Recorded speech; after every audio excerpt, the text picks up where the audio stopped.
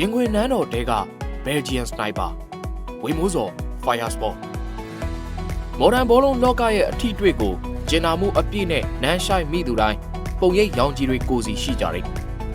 ထူးခြားဆန်းပြတဲ့အသွင်လက္ခဏာမျိုးဒီဆန်းခွင့်ပေးတဲ့အခါဘောလုံးကဘာကြီးက VAR ပြန်မကြည့်ပဲလက်ခုပ်တန်းတီးပေးတယ်အဒီမှာပရိသတ်တိုင်းရဲ့နှလုံးသားကိုသိမ့်ပိုက်ထားတဲ့91 ပုံ Belgian Sniper တလက်ကြောင်းတយុတရနဲ့ရင်ခုန်လုံးညံလိုက်ကြရအောင်ဘောလွန်ခဲ့တဲ့အတိတ်တစ်ခုကိုငေးကြည့်လိုက်Belgian တိုင်းမြေပေတရာလမ်းမပေါ်မှာခြေပလာနဲ့ဘောလုံးကစားနေတဲ့ခြာတိတ်လေးတစ်ယောက်ကိုအထင်သာမြင်ရလိမ့်မယ်ဘေးမဲ့ပေးခံထားတဲ့ဒီကောင်လေးရဲ့ကစားဟန်ကအမှတ်မထင်ပဲမျက်စိကျစရာဖြစ်လာပါရောအဒီလိုနဲ့ Belgian Club Jan Academy ကမြေတောင်မြောက်ဖို့ဆွဲခေါ်လိုက်တယ်သို့တော့တခဏပဲကြားလိုက်ပါရဲ့အင်္ဂလန်တိုင်းပြည်ရဲ့နန်းဆန်တဲ့လန်ဒန်မြို့ကြီးကိုသူရောက်သွားတယ်ချဲစီနဲ့အစပြုမယ်လို့ရည်ရွယ်ခဲ့တဲ့ခြာတိတ်လေးခင်ဗျာလန်ဒန်မှာဇက်အီချင်းတွေသာကြုံခဲ့ရှာတယ်ဘယ်ဂျီယံကိုပြန်လိုက်လန်ဒန်ကိုပြန်လာလိုက်နဲ့အလုပ်တွေကအရှုပ်တွေဖြစ်လာပြီး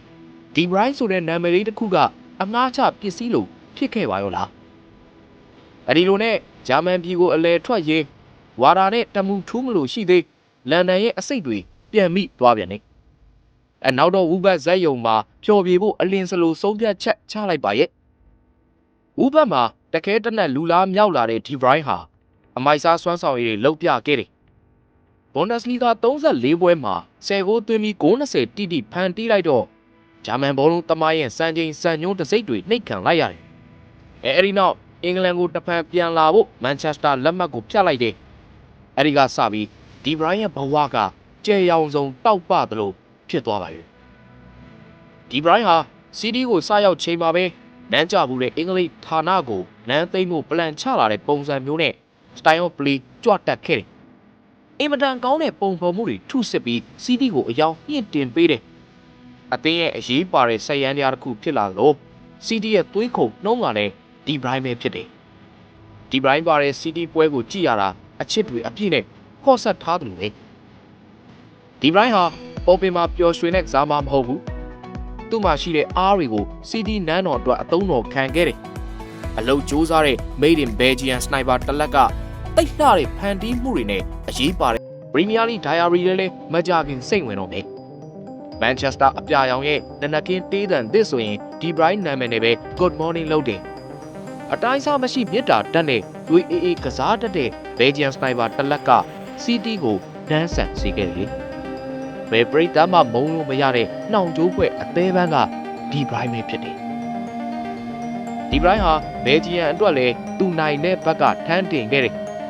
ဘယ်ဂျီယန်ရွှေရောင်မျိုးဆက်ရဲ့ခရအကျဆုံးကစားသမားကဒီဘရိုင်းပဲသူ့ရဲ့မော်ဆန်တဲ့အကွက်မြင်မှုတွေနဲ့ဘယ်ဂျီယန်ကိုတမှုထူးစေခဲ့တဲ့ကမ္ဘာဖလားဆိုတဲ့ရနက်မှာတတိယနေရာတစ်ခုရအောင်သူ့အစွမ်းစားတွေကတက်ရောက်မှုကြီးခဲ့တယ်လက်ရှိဘယ်ဂျီယန်ရဲ့မကြွေတဲ့ကြယ်ကိုပြောဆိုရင်ဒီဘရိုင်းလို့ရေးကြီးပြောလိုက်စမ်းပါလက်ဂျန်ကားဘာဘွားမှာမိခင်နိုင်ငံအတွက်လဲပိုကောင်းတဲ့အောင်မြင်မှုကိုဒီဘရိုင်းတယောက်ဆွယူပေးနိုင်ပါစေဘယ်ဂျီယန်စနိုက်ပါဖျန်ချီရဲ့ playmaker ပင်ညွှန်းနှမ်းမှုတစ်ခုတစ်ထက်နားလည်လာပြီးဆိုရင်နံပါတ်10ကိုဇာမာတယောက်ရဲ့အလားများကိုခမားပြလာတယ်ရင်ဝင်ပိုက်ပေါ်ဝင်ဘယ်ဂျီယန်သားက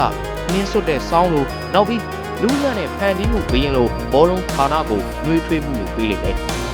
ငါတို့ရင်မထဲဒေဒီရောက်တဲ့ playmaker ကြီးအချင်းကြာကြာစက်ကစားနိုင်ပါစေ။ Drama ဆန်တဲ့ဘောလုံးပွဲရဲ့အမှုပညာကို assist တွေနဲ့အပြည့်ထုတ်ပေးနိုင်ပါစေ။ဒီ Brian Diary ကိုနားဆင်ပြီးချိန်မှာခင်ဗျားနှလုံးသားလေးရွေးထွေးပါစေ